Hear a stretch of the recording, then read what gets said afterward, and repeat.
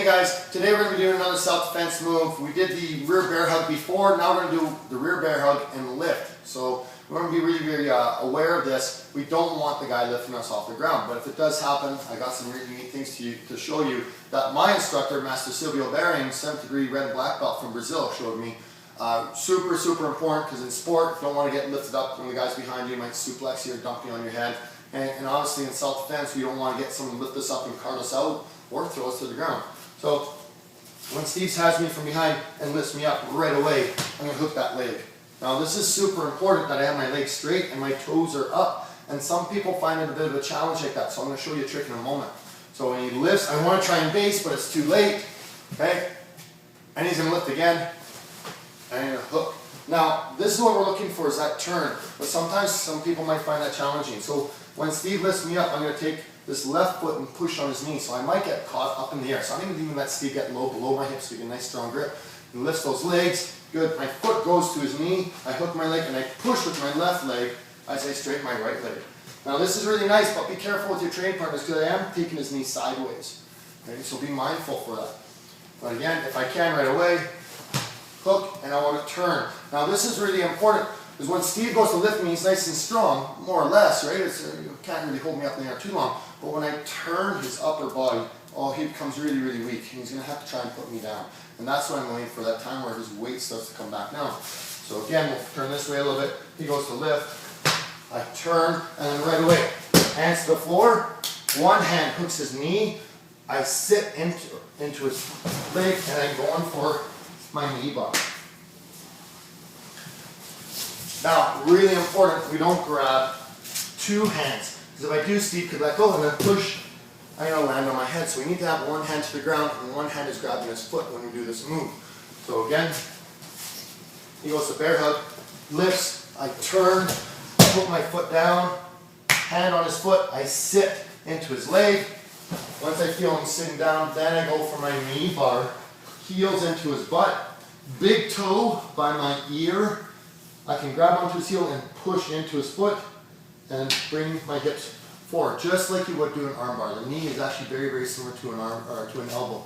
So again, grabbing the heel from behind or right here. Don't look at the foot. I have seen a guy jam a guy's toe into his eye, so be careful. Foot beside his ear and pull into the knee bar. Now for the sport variation on this should never be a surprise that the guy's on my back. Okay, and that's the key. For self-defense, somebody might run up behind me and lift me up. I might get caught off guard. But in a sport, man, there's no way. I have my eyes on this guy, so the only one that should be able to do that is either the ref or if one of my coaches storms the ring to lift me up in the air. Now, if Steve goes to arm drag me to get behind, I'm going to base right away. So that's going to make it a lot slower. And if he does manage to get me up, I'm going to have a lot more time to react. So the key to this one is I need to be aware of what my opponent's doing. If he just runs my back and lifts me up and I'm not mindful of my base, that's a big challenge. And what you can do with your friends to try out is let the guy arm drag you. So he'll arm drag me and he's going to lift. Whoa, there you go. He was able to lift. I based, he lifted, but it was a lot slower. Gives me time to react. So again, Steve's going to arm drag.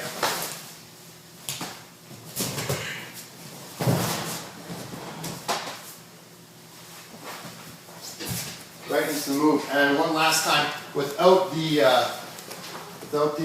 entrance, just a normal self-defense. He goes base, lift.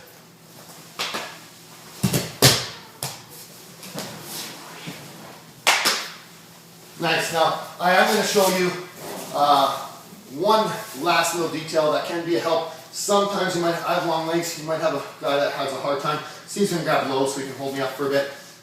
When he lifts, if I can't grab his foot, I bring my legs up and my hands up and I swoop him to the ground. I walk over until the foot's in the middle and then the same as before. So again, I want to build some momentum. I'm going to reach back with my arms and my leg and throw myself to the ground. This is if I can't turn. So if Steve really gets below my hips, good, lifts me up. Oh, I can't reach. Up, down.